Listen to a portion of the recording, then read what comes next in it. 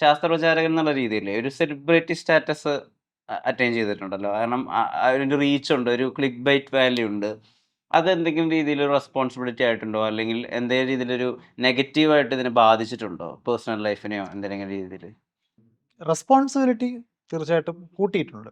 കാരണം പണ്ട് പറഞ്ഞത്ര ലാഘവ ബുദ്ധിയോടുകൂടി കാര്യങ്ങളെ പറയാൻ പറ്റില്ല. ഞാൻ പണ്ടും ലാഘവ ബുദ്ധിയോടുകൂടി പറഞ്ഞിട്ടുണ്ടെന്നല്ല എൻ്റെ അർത്ഥം. പക്ഷേ കുറച്ചുകൂടി പ്രിസൈസ് ആവണം. ഒന്ന് ആലോചിച്ചിട്ടേ പറയാവുള്ളൂ എന്നുള്ളൊരു ഒരു ഒരു ഒരു ഭാരം നമ്മൾ ഓരോ കാര്യം പറയുമ്പോഴും വന്നിട്ടുണ്ട്. പിന്നെ പേഴ്സണൽ ലൈഫ് അതൊരു ഈ സെലിബ്രിറ്റി എന്ന് പറയുന്ന വാക്കിനൊക്കെ എനിക്കൊന്ന് പഴയ മീനിങ് അല്ല ഇപ്പോൾ. പക്ഷേ നോർമലി ഞാനുമായിട്ട് പരിചയമോ പൊതു സുഹൃത്തുക്കളോ പോലും ഇല്ലാത്ത ആളുകൾ പബ്ലിക് സ്പേസിൽ എന്നെ തിരിച്ചറിയുന്നു എന്നുള്ളതിനകത്ത് ഏതൊരു മനുഷ്യനും ഉള്ളതുപോലെ നമ്മൾ പബ്ലിക്കലി ഐഡന്റിഫൈ പെടുമ്പോൾ കിട്ടുന്ന ഒരു സന്തോഷം ഒരു സൈഡിലുണ്ട്. പക്ഷെ കുറച്ച് ഇൻട്രോവേർട്ട് ആണെന്നുള്ള പേഴ്സണാലിറ്റി ട്രേറ്റ് വെച്ച് ഞാനൊരു ഇൻട്രോവേർട്ട് ആയതുകൊണ്ട് ചില സമയങ്ങളിൽ എനിക്കത് പ്രൈവസി ഇഷ്യൂ ആയിട്ട് മാറാറുണ്ട്. പക്ഷെ അത് രണ്ടും ഒരു പാക്കേജാണ്. നിങ്ങൾ പബ്ലിക് സ്പേസിൽ അപ്പിയർ ചെയ്യുന്നുണ്ടെങ്കിൽ ഇതും കൂടെ ചേർത്ത് ആക്കണം വരുന്നെന്നുള്ളതുകൊണ്ട് അത് ഓക്കെയാണ്. ഈ ഇപ്പോൾ വൈശാഖതമ്പിയുമായിട്ട് ആരെങ്കിലുമൊക്കെ സംസാരിക്കുമ്പോഴോ ഇടപഴകുമ്പോഴോ അതിനുശേഷം അവരൊരു കുറിപ്പ് എഴുതുമ്പോഴോ ഒക്കെ അവർക്ക് എവിടുന്നോ അകാരണമായിട്ടൊരു ഹെയ്റ്റും കൂടി വന്നു ഭവിക്കുന്നതായിട്ട് ശ്രദ്ധയപ്പെട്ടിട്ടുണ്ട്. ഇപ്പം മീനാക്ഷി ഈ അടുത്ത് വൈശാഖതമ്പിയായിട്ടുള്ള സംസാരത്തിൽ കുറച്ചുകൂടി തിരിച്ചറിവ് കിട്ടി, ജീവിതത്തിൽ കുറച്ചുകൂടി വെളിച്ചം വന്നു എന്നൊക്കെ പറയുമ്പോൾ മീനാക്ഷി വലുതായപ്പോൾ ആളാകെ മാറിപ്പോയി എന്നുള്ള രീതിയിൽ മീനാക്ഷിക്ക് ഒരു ഹെയ്റ്റും കൂടി വരുന്നുണ്ട്. അതെന്തുകൊണ്ടാണെന്ന് വിചാരിച്ചിട്ടുണ്ട്. എന്താ ഇപ്പോഴും ശാസ്ത്രബോധത്തെ ഉൾക്കൊള്ളുന്ന ആളുകൾ അല്ലെങ്കിൽ അത് പ്രചരിപ്പിക്കുന്ന ആളുകളോട് ഒരു മുഖംതിരിവ്, അതും ഇത്രയധികം സാക്ഷരതയുള്ള അല്ലെങ്കിൽ ഇത്രയധികം ശാസ്ത്ര സ്ഥാപനങ്ങളൊക്കെയുള്ള കേരളത്തിൽ സംഭവിക്കുന്നതെന്ന് ആലോചിച്ചിട്ടുണ്ടോ? നമ്മൾ എത്ര സ്ഥാപനങ്ങളുണ്ട് എന്ന് പറഞ്ഞാലും മനുഷ്യരെന്ന നിലയിൽ നമ്മൾ കൊണ്ട് നടക്കുന്ന കുറേയേറെ വിശ്വാസങ്ങളും ഒക്കെ ഉണ്ട്. ഈ ശാസ്ത്രബോധം എന്ന് നമ്മൾ പറയുമ്പോൾ അടിസ്ഥാനപരമായിട്ട് ചെയ്യുന്നത് നമ്മൾ തെളിവുകളുടെ അടിസ്ഥാനത്തിൽ ഇത് മനഃപൂർവ്വം കണ്ടെത്താൻ വേണ്ടി പഠിക്കുന്ന കാര്യങ്ങളാണ് നമ്മൾ സയൻസിലൂടെ പഠിക്കുക. നമുക്ക് വീണ് കിട്ടുന്ന അറിവുകൾ സയൻസിലില്ല. നമ്മൾ കണ്ടെത്തുക. പക്ഷെ ഭൂരിഭാഗം ആളുകളും അറിവ് എന്നുകൊണ്ട് ഉദ്ദേശിക്കുന്നത് വീണ് കിട്ടുന്ന കാര്യങ്ങളെയാണ്. ഞാനത് എടുത്തു പറയാൻ കാരണം ഞാനൊരു അധ്യാപകനായതുകൊണ്ട് എന്നെ സംബന്ധിച്ചിടത്തോളം അത് ആ വാക്കിന് വേറൊരു മീനിങ്. ലേണിംഗ് എന്ന് പറയുന്നത് നമ്മൾ മസ്തിഷ്കം കൊണ്ട് ചെയ്യുന്നൊരു ആക്ടിവിറ്റിയാണ്. അത് നമ്മൾ ചുമ്മാ നടന്നു പോകുമ്പോൾ കണ്ട കാര്യങ്ങൾ നമ്മൾ പഠിക്കുകയല്ല ചെയ്യുന്നത്. അത് നമ്മൾ കാണുകയാണ്, നമ്മുടെ മെമ്മറിയിൽ രജിസ്റ്റർ ആവുന്നുണ്ട്. ശരിക്കും പഠിക്കുക എന്ന് പറഞ്ഞാൽ അതല്ല. അപ്പോൾ നമ്മൾ ലോകത്തെ പഠിക്കുക എന്നുള്ളതാണ് അടിസ്ഥാനപരമായിട്ട് ലോകത്തെ മനസ്സിലാക്കാൻ ചെയ്യേണ്ടത്. അല്ല നമ്മൾ ലോകത്ത് 100 കൊല്ലം 200 കൊല്ലം കണ്ടിന്യൂസ്ലി ജീവിച്ചതുകൊണ്ട് നമ്മൾ ലോകത്തെക്കുറിച്ച് വളരെ തൊലിപ്പുറത്തെ കാര്യങ്ങളെ മനസ്സിലാക്കും. പക്ഷെ നമ്മൾ പഠിക്കുക എന്ന് പറഞ്ഞാൽ നമ്മളൊരു ആക്ടിവിറ്റിയാണത്. നമ്മൾ മനഃപൂർവ്വം ഒരു കാര്യം ചെയ്യണം. അപ്പോൾ നമ്മൾ കുട്ടികളുടെ അടുത്ത് പഠിക്കാൻ പറയുമ്പോൾ നമ്മൾ പഠിക്കാറുണ്ടോ? ഇല്ല. നമ്മൾ കരുതുന്നത് നമ്മൾ പഠിച്ച് കഴിഞ്ഞു എന്നാണ്. പക്ഷെ നമുക്കറിയാത്ത ഒരുപാട് കാര്യങ്ങളുണ്ട്. ആ കാര്യങ്ങളിൽ നമ്മൾ അവിടുന്ന് ഇവിടുന്ന് വീണ് കിട്ടുന്നത് വെച്ചാണ് മനസ്സിലാക്കുന്നത്. ഇത് മനുഷ്യൻ്റെ ഒരു നാച്ചുറൽ ടെൻഡൻസി എന്ന് പറഞ്ഞാൽ ഇങ്ങനെ വീണ് കിട്ടുന്ന കാര്യങ്ങൾ വെച്ച് പഠിക്കുക എന്നുള്ളതാണ്. പക്ഷെ ആ നാച്ചുറൽ ടെൻഡൻസി വെച്ചാണ് മനുഷ്യൻ്റെ 3 ലക്ഷത്തോളം വർഷം നീളമുള്ള ചരിത്രത്തിലെ ഭൂരിഭാഗം സമയവും നമ്മൾ കാര്യങ്ങൾ മനസ്സിലാക്കിയിരുന്നത്. കഴിഞ്ഞൊരു 400-500 വർഷങ്ങൾക്കിടയിൽ മാത്രമാണ് മനഃപൂർവ്വം സയൻസിലൂടെ കാര്യങ്ങളെ പഠിക്കാം എന്ന് പറഞ്ഞൊരു രീതി നമ്മൾ മനസ്സിലാക്കിയെടുക്കുന്നത്. ആ വ്യത്യാസം നമുക്ക് തീർച്ചയായിട്ടും മനുഷ്യ ജീവിതത്തിൽ വന്ന മാറ്റങ്ങളായിട്ട് കാണാൻ പറ്റും. ഇത് പറയാൻ കാരണം ആളുകൾക്ക് അപ്പോഴും അവരുടെ വിശ്വാസങ്ങളോട് ഒരു വൈകാരിക അടുപ്പമാണുള്ളത്. ഞാൻ പറയുന്നത് ഞാൻ പഠിച്ച കാര്യങ്ങളും ഞാനല്ലെങ്കിൽ ലോകത്ത് ശാസ്ത്ര രീതിയിലൂടെ ആളുകൾ മനസ്സിലാക്കിയെടുത്ത പഠിച്ചെടുത്ത കാര്യങ്ങൾ ഞാൻ പിന്നീട് വിദ്യാർത്ഥി എന്ന നിലയിൽ പഠിച്ചെടുത്തതായിട്ടുള്ള കാര്യങ്ങൾ പറയുമ്പോൾ അത് വിശ്വാസങ്ങൾക്ക് യോജിച്ചതായിക്കൊള്ളുന്നില്ല. പക്ഷെ ആ വിശ്വാസങ്ങളോട് വൈകാരിക അടുപ്പമുള്ള ആളുകൾക്ക് അത് ഹർട്ട് ചെയ്യും. നമുക്ക് മുറിവുണ്ടാക്കാതെ സർജറി ചെയ്യാൻ പറ്റില്ല. ക്യാൻസർ ആണെങ്കിൽ സർജറി ചെയ്തേ പറ്റൂ. അപ്പൊ അത് അതിന്റെ ഭാഗമാണ്. അത് നന്നായിട്ടുണ്ട്. ശരിയാ, മുറിവുണ്ടാക്കാതെ സർജറി ചെയ്യാം. അപ്പോൾ അത് അതിന്റെ ഭാഗമാണ്. നമ്മൾ വയലൻസ് അല്ല ഉപയോഗിക്കുന്നത്. പക്ഷേ ചിലപ്പോൾ നിങ്ങളുടെ വിശ്വാസ പ്രമാണങ്ങൾക്ക് മുറിവേൽക്കും. അത് കടന്നു കിട്ടിയാൽ തീർച്ചയായിട്ടും ഒരു വ്യക്തി എന്ന നിലയിൽ ഏതൊരു വിശ്വാസിക്കും ഗുണമേ ഉണ്ടാകുന്നു. വിശ്വാസങ്ങൾക്കൊക്കെ സൂക്ഷിക്കാനുള്ള സ്വാതന്ത്ര്യമൊക്കെ എനിക്കും നിങ്ങൾക്കൊക്കെ ഒരുപോലെ ഉണ്ട്. പക്ഷെ ലോകത്തെക്കുറിച്ച് നമ്മൾ മനസ്സിലാക്കിയ കാര്യങ്ങൾ നമ്മുടെ ജീവിതത്തെ എത്രത്തോളം നിർണായകമായിട്ട് മാറ്റിമറിച്ചിട്ടുണ്ടെന്നും ഇപ്പോഴും നമ്മളത് എത്രത്തോളം നിർണായകമായിട്ട് സ്വാധീനിക്കുന്നുണ്ട് എന്നുള്ള തിരിച്ചറിവ് ഭയങ്കര ഇമ്പോർട്ടൻ്റ് ആണ്. അത് ഈ പുതിയ പുതിയ കാലഘട്ടം വരുന്നതിനനുസരിച്ചിട്ട് അതിൻ്റെ പ്രാധാന്യം കൂടിയിട്ടേ ഉള്ളൂ. കാരണം നമ്മളൊരു 200 കൊല്ലം മുമ്പ് മനുഷ്യൻ സാധാരണ അന്നത്തെ ഒരു മനുഷ്യൻ ഉപയോഗിച്ചിരുന്ന കാര്യങ്ങൾ എന്ന് പറഞ്ഞാൽ ഇപ്പോൾ എന്തൊക്കെയായിരിക്കും? അതായത് വസ്ത്രം, പാർപ്പിടം ഉണ്ടാക്കാനുള്ള ബേസിക് ടെക്നിക്ക്, മെറ്റലർജി എന്നൊക്കെ പറയുന്നത് ലോഹം ഉപയോഗിക്കുക, ഇങ്ങനെയുള്ള കാര്യങ്ങളൊക്കെ അന്നൊക്കെ നമുക്ക് ഉപയോഗിച്ചിട്ടുണ്ട്. ചെറിയ ആയുധങ്ങൾ. അപ്പോഴും നമ്മൾ ആലോചിക്കണം, 200 കൊല്ലം ജീവിച്ചിരിക്കുന്ന എല്ലാ ആളുകൾക്കും തുണി നെയ്യാൻ അറിയില്ല. ഉം. അവർ ധരിക്കുന്ന വസ്ത്രം എങ്ങനെയാണ് ഉണ്ടാക്കുന്നതെന്ന് അവർക്കറിയില്ല. അല്ലെങ്കിൽ അവർ ഒരു കൃഷിക്ക് വേണ്ടിയിട്ട് ഒരു കലണ്ടർ നോക്കുമ്പോൾ ഈ കലണ്ടർ എങ്ങനെയാണ് ഉം. ഉണ്ടാക്കിയതെന്നൊന്നും അവർക്കറിയില്ല. അവരുപയോഗിക്കുന്ന അറിവുകൾ പോലും അവർക്ക് അറിയുന്ന കാര്യങ്ങളല്ല. അവർ മറ്റുള്ളവരുടെ അറിവിനെ ആശ്രയിക്കുകയാണ്.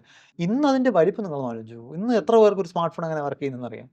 ഒരു ഇൻ്റർനെറ്റ് ബാങ്കിങ് വർക്ക് അല്ലെങ്കിൽ നമ്മളൊരു ഗൂഗിൾ പേയോ മറ്റോ ഉപയോഗിക്കുമ്പോൾ നമ്മൾ ഫോൺ എടുത്ത് ഇങ്ങനെ സ്കാൻ ചെയ്യുമ്പോൾ നമ്മുടെ അക്കൗണ്ടിൽ നിന്ന് പൈസ അയാളുടെ അക്കൗണ്ടിലേക്ക് എത്തുകയാണ്. ഈ പ്രോസസ്സ് എങ്ങനെയാണ് നടക്കുന്നതെന്ന് നമുക്ക് എത്ര പേർക്ക് അറിയാം? അപ്പോൾ നമ്മളുടെ ജീവിതത്തിൽ നമ്മൾ ഉപയോഗിക്കുന്ന കാര്യങ്ങൾ ശരിക്കും നമ്മുടെ അറിവിൽ നിന്നും നമ്മുടെ അറിവിൻ്റെ പരിധിയിൽ നിന്നും കൂടുതൽ കൂടുതൽ അകന്നുകൊണ്ടിരിക്കുകയാണ്. ഇത് കൂടുതൽ അപകടം പിടിച്ചൊരു കാര്യം. ഒന്ന് ആലോചിച്ച് നോക്കിയേ.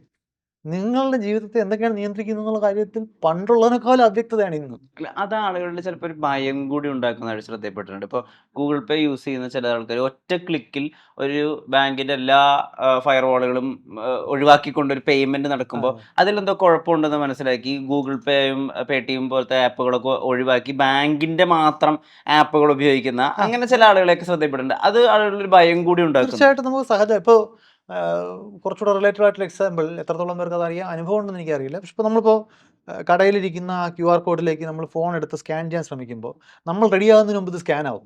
ഉം. അപ്പോൾ ഒരു ഇൻസെക്യൂരിറ്റി ഫീൽ ചെയ്യാറില്ലേ? ആ. ഇത് തന്നെയാണോ അതെ QR അതെ കോഡ്? അതെ ഒന്നുകൂടെ അതെ അതെ. ക്യാൻസൽ ചെയ്തിട്ട് ഒന്നുകൂടെ സ്കാൻ ചെയ്യും. അതായത് ഈ നാലറ്റവും അതിൽ ആ ആയോ എന്നൊക്കെ നമ്മൾ ആ ശ്രദ്ധിക്കും. അതെ. അപ്പം നമുക്കൊരു too fast to be true എന്ന് തോന്നുന്ന രീതിയിലൊരു അവിശ്വസനീയത നമുക്ക് അവിടെ വരും. കാരണം നമുക്ക് പരിചയമില്ല ഈ കാര്യങ്ങളെല്ലാം. ഇത് ഇനി വഷളാവുകയുള്ളൂ. നമ്മുടെ ജീവിതത്തിലെ കാര്യങ്ങൾ എസെൻഷ്യൽ ആയിട്ടുള്ള കാര്യങ്ങൾ പോലും നമ്മുടെ അറിവിൻ്റെ പരിധിയിൽ നിന്നും കൂടുതൽ കൂടുതൽ അകന്നുകൊണ്ടിരിക്കുകയാണ്. നിങ്ങളൊരു 1000 വർഷം മുമ്പ് ജീവിച്ചിരിക്കുന്ന ഒരാളിന് ഇത്രയും പ്രശ്നമില്ല. അയാൾ ഉപയോഗിക്കുന്ന സാധനങ്ങളൊക്കെ ഏതാണ്ട് എങ്ങനെയാണെന്ന് അയാൾക്ക് അറിയാം. അതെ. ഇപ്പോൾ നമ്മളിപ്പോൾ ഇന്നത്തെ ഇത്രയും കാലം നമ്മൾ ഇപ്പോൾ നമുക്ക് ഇലക്ട്രിസിറ്റി ഇല്ലാതെ ജീവിക്കാൻ പറ്റില്ല. ഉം. ഇപ്പം ഇന്നത്തെ മോഡേൺ ലൈഫിൽ ഇപ്പം ഇന്നത്തെ കാലഘട്ടത്തിൽ നിന്ന് ഒരാളെ നമ്മളൊരു ടൈം ട്രാവൽ നടത്തി എന്തെങ്കിലും ഒരു ഇമാജിനേറ്റഡ് എക്സ്പെരിമെൻ്റ് ആണ്. അയാളുടെ 300 കൊല്ലം ബാക്കിലേക്ക് കൊണ്ടുപോയി ഇറക്കി വിടുകയാണ്. അയാൾക്ക് സ്വന്തമായിട്ട് ഇലക്ട്രിസിറ്റി കണ്ടുപിടിക്കാൻ പറ്റുമോ എന്ന് കരുതുന്നുണ്ടോ? എത്ര പേർക്ക് പറ്റുമായിരിക്കും? നമ്മൾ അത്രത്തോളം അജ്ഞരാണ് നമ്മുടെ ജീവിതത്തെക്കുറിച്ച്. അപ്പോൾ സ്വാഭാവികമായിട്ടും അങ്ങനെയാണ് അറിവുകൾ ഉണ്ടായി വന്നിട്ടുള്ളത്, ജീവിതത്തെ ഷേപ്പ് ചെയ്തെടുത്തിട്ടുള്ളത്. ഈ ചിന്താ ഉപകരണങ്ങളുണ്ടല്ലോ ഇപ്പൊ മനുഷ്യന്റെ. അപ്പോൾ അതുമായിട്ട് ബന്ധപ്പെടുത്തിയിട്ടുള്ള ഒരു അളവുകോലുണ്ടല്ലോ. ഈ മനസ്സ്, ശരീരം അല്ലെങ്കിൽ മനസ്സും ശരീരവും മനസ്സ് ശരീരം 2 ഡിപ്പാർട്ട്മെന്റുകളായിട്ട് തന്നെയാണ് മനുഷ്യൻ പഠിച്ചിട്ടുള്ളത്. പക്ഷെ പോകെ പോകെ പോകെ ഇപ്പോൾ ആളുകൾ മനസ്സെന്ന് പറയുന്നതൊന്നില്ല. ശരീരം മാത്രമേ ഉള്ളൂ. അല്ലെങ്കിൽ ഈ ആത്മാവ് സ്പിരിച്വൽ ലൈഫ് എന്ന് പറയുന്നൊരു കാര്യമില്ല. ആകെ ഫിസിക്കൽ ലൈഫേ ഉള്ളൂ. ഫിസിക്കൽ ലൈഫിൽ ഉണ്ടാവുന്ന ചിന്തകളുടെ ഒരു കൂമ്പാരം കൊണ്ട് ഉണ്ടാവുന്നതാണ് ഈ ആത്മാവും മനസ്സും എന്നൊക്കെ ഉള്ളത്. അതിനെയും ആളുകൾ ഈ ആത്മീയതയൊക്കെ ആയിട്ട് ബന്ധപ്പെടുത്തിയിട്ട് അതിനോട് വിമുഖമായിട്ട് തന്നെയാണ് പല ആളുകളും നിൽക്കുന്നത്. ശരിക്കും മനസ്സ്, ശരീരം അത് രണ്ടാണോ? ശരിക്കും ശരീരം മാത്രമേ ഉള്ളൂ മനുഷ്യന്? ഈ മനസ്സ്, ശരീരം രണ്ടാണോ എന്ന് ചോദിച്ചാൽ ആശയം എന്ന രീതിയിൽ വേണമെങ്കിൽ രണ്ടാണെന്ന് നമുക്ക് പറയാം. ആ. പക്ഷെ നിങ്ങൾക്ക് ശരീരത്തിനും മനസ്സിനും വേറെ വേറെ അസ്തിത്വങ്ങളില്ല. ഉം. നിങ്ങളുടെ ശരീരം ഇല്ലാതായാൽ മനസ്സും ഇല്ലാതായി. നിങ്ങളുടെ ശരീരം ഇല്ലാതാകാതെ തന്നെ ഇപ്പോൾ നിങ്ങൾ മരിച്ച ഒരാൾ, ബ്രെയിൻ ഡെത്ത് സംഭവിച്ച ഒരാളുടെ ശരീരം ചിലപ്പോൾ ഇപ്പോഴും ഉണ്ട്. ഉം. പക്ഷെ അയാളുടെ ആ മനസ്സെന്ന് പറയുന്ന ഫങ്ഷനിങ് ഇല്ല. മനസ്സ് ബേസിക്കലി പൊതുവെ മനസ്സെന്ന് പറയുന്നത് ശരീരത്തിൻ്റെ പ്രത്യേകിച്ച് കേന്ദ്ര നാഡീവ്യൂഹം എന്ന് പറയുന്ന ബ്രെയിനുമായിട്ട് ഉൾപ്പെടുന്ന ആ ഭാഗത്തിൻ്റെ ബ്രെയിനിൻ്റെ എന്ന് വേണമെങ്കിലും പറയാം പ്രവർത്തനമാണ് നമ്മൾ മനസ്സ് എന്നുകൊണ്ട് പൊതുവെ ഉദ്ദേശിക്കുന്നത്. ഉം. അതായത് മനസ്സിൻ്റെ ഭാഗമായിട്ടുള്ള ഞാൻ ആരാണ്, എൻ്റേത് എന്ന് പറയുന്ന സങ്കല്പം നമുക്ക് അത് കേൾക്കുമ്പോൾ ഭയങ്കര ട്രിവിയൽ കാര്യമെന്ന് തോന്നുമെങ്കിൽ അല്ല, ന്യൂറോ സയൻസിൻ്റെ കാഴ്ചപ്പാടിൽ അത് അതിൻ്റെ തന്നെ ലെവൽ പഠിക്കേണ്ട ഒരു അക്കാഡമിക വിഷയമാണ്. ഉം. അതായത് sense of self and ownership. ഞാൻ എന്ന ബോധവും എൻ്റേത് എന്ന ബോധവും. അപ്പം നമ്മളിവിടെ ഞാനിങ്ങനെ സംസാരിക്കുമ്പോൾ എനിക്കറിയാം എൻ്റെ ശരീരത്തിൻ്റെ ബൗണ്ടറി ഏതാണ്. ഉം. ഈ കസേര എൻ്റെ ദേഹത്ത് ടച്ച് ചെയ്യുമ്പോഴും അത് എൻ്റെ ശരീരമല്ല എന്നും എൻ്റെ ശരീരത്തിന് പുറത്തുള്ള സംഗതിയാണ്, എൻ്റേതല്ല. പക്ഷേ ഈ കൈ എൻ്റേതാണ്. ഉം. അപ്പോൾ ആലോചിക്കണം, എൻ്റേതെന്ന് പറയുമ്പോൾ ഇപ്പം ഞാനിതിലേതാണ്? ഈ കൈ നമ്മളെല്ലാവരും പറയുന്ന വാക്കാണല്ലോ, എൻ്റെ കൈ, എൻ്റെ തല, എൻ്റെ മൂക്ക്. അപ്പം ഇതിൽ നിന്നെല്ലാം വേറൊരു ഞാനുണ്ടെന്ന് നമുക്ക് തോന്നും. ഇല്ല, ആ ഞാനെന്ന് പറയുന്നത് അകത്തിരുന്ന് മസ്തിഷ്കം സ്വയം പെർസീവ് ചെയ്യുന്നതാണ്. അപ്പം മസ്തിഷ്കത്തിൽ ചെറിയ ബുദ്ധിമുട്ടുകളൊക്കെ, അപ്പോൾ മസ്തിഷ്കത്തിൻ്റെ ഈ സെൻസ് ഓഫ് ഓണർഷിപ്പുമായിട്ടൊക്കെ ബന്ധപ്പെട്ടുള്ള ഭാഗങ്ങളിൽ ഒരു ക്യാൻസറോ അല്ലെങ്കിൽ ചെറിയ എന്തെങ്കിലും ചെറിയ വളർച്ചയോ എന്തെങ്കിലുമൊക്കെ സംഭവിച്ചു കഴിഞ്ഞാൽ ചിലപ്പോൾ ഈ സെൻസ് ഓഫ് ഓണർഷിപ്പ് നഷ്ടപ്പെടാം. ഉം. നിങ്ങൾക്ക് നിങ്ങളുടെ കൈ ഒരു ഫോറിൻ ഒബ്ജക്റ്റ് ആയിട്ട് തോന്നാം. അതൊക്കെ മസ്തിഷ്കത്തിലെ ചെറിയ പാകപ്പിഴകൾ കൊണ്ട് പോലും വരാവുന്ന രോഗാവസ്ഥകളാണ്.